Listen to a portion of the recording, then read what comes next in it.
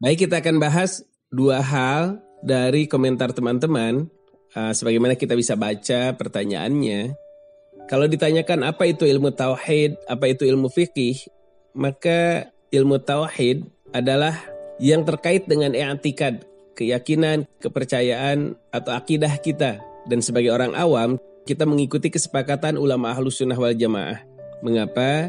Karena perkara tauhid adalah perkara yang sangat vital. Jika seandainya kita tergelincir atau salah memahami, itu bisa jatuh pada kekufuran.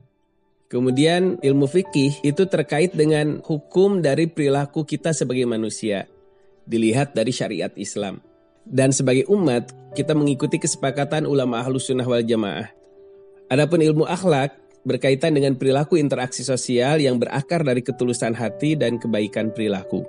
Konstruksi ilmu tauhid ini bisa beragam cara menjelaskannya, tapi kita ambil bagian yang ini saja.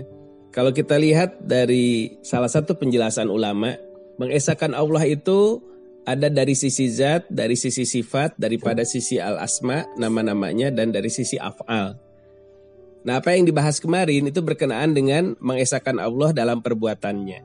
Allah adalah fa'alu lima yurid, maha berkuasa, maha berbuat apa yang dikehendakinya, juga berkenaan dengan tauhid al-af'al ini, la yus'alu amma yaf'al wa hum yus'alun.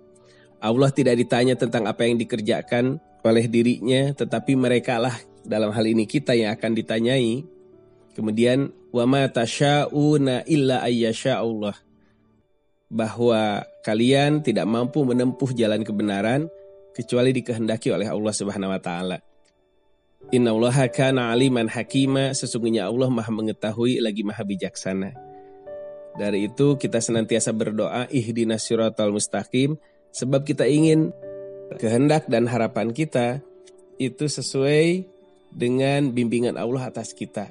Maka dalam konstruksi pemahaman fikih dan tauhid dihubungkan dengan apa yang sudah kita lihat pada dua video kemarin, bisa kita simpulkan Allah menciptakan hal yang baik dan yang buruk. Dan untuk ini tidak harus ditanya kenapa Allah menciptakan itu. Itu bukan wilayah kita. Karena justru kitalah yang akan ditanyai sejauh mana kita berusaha melaksanakan kebaikan, mewujudkan kebaikan, serta menghindari keburukan dan kerusakan. Berkenaan dengan baik dan buruk perilaku manusia itu dibahas dalam wilayah fikih. Itu yang harus kita ikuti. Adapun hikmah penciptaan itu wilayah ilahiyah. Tidak harus selalu mengerti apa hikmah daripada penciptaan. Yang menjadi kewajiban kita adalah mengerti apa yang harus kita lakukan yang dibahas dalam wilayah fikih. Kalaupun ada hikmahnya yang bisa kita pelajari, itu pun kesimpulan dari ulama ahlus sunnah wal jamaah. Kita sendiri sebagai orang awam tidak boleh mereka-reka hikmah penciptaan, oh mungkin begini hikmahnya, oh mungkin begitu. Tapi kemudian dari pemahaman itu kita jadi mengacak-acak hukum fikih tentang perilaku manusia yang sudah dijelaskan oleh syariat Islam. Misalnya tentang mengapa Allah menciptakan babi, mengapa Allah menciptakan iblis, termasuk juga mengapa Allah menciptakan manusia yang lemah keinginannya terhadap lawan jenis.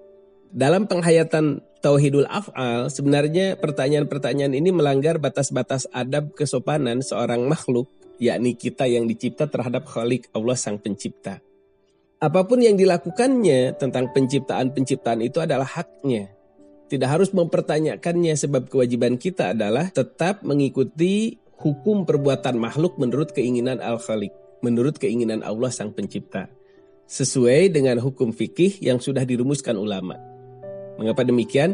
Sebab itulah kesimpulan dari Al-Quran dan Sunnah yang menjadi pedoman perilaku kita. Lantas yang dimaksud dengan fikih di sini apa? Maka aspek perbuatan manusia yang diatur oleh syariat Islam ada 5 hukumnya. Ada yang wajib dilakukan dan sebagai muslim kita terikat dengannya, berusaha melaksanakannya sebab dosa kalau kita tidak melakukannya. Ada yang dianjurkan dilakukan, yaitu hal-hal yang sunnah. Ada yang harus dijauhi sebab itu berdampak dosa.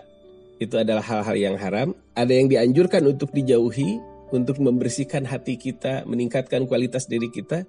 Dan ada hal yang boleh dilakukan yang bisa menjadi sunnah, bisa menjadi makruh, tergantung manfaat yang dihasilkan atas perbuatan yang dibolehkan tadi. Inilah yang bisa disampaikan berkenaan dengan konstruksi tauhid dan fikih. Apabila ada di antara teman-teman yang ingin juga menambahkan atau memberi komentar, dipersilahkan untuk menuliskannya di kolom yang sudah tersedia. Aqulu qali hadza astagfirullah li wa lakum billahi fi sabilil haq. Wassalamualaikum warahmatullahi wabarakatuh.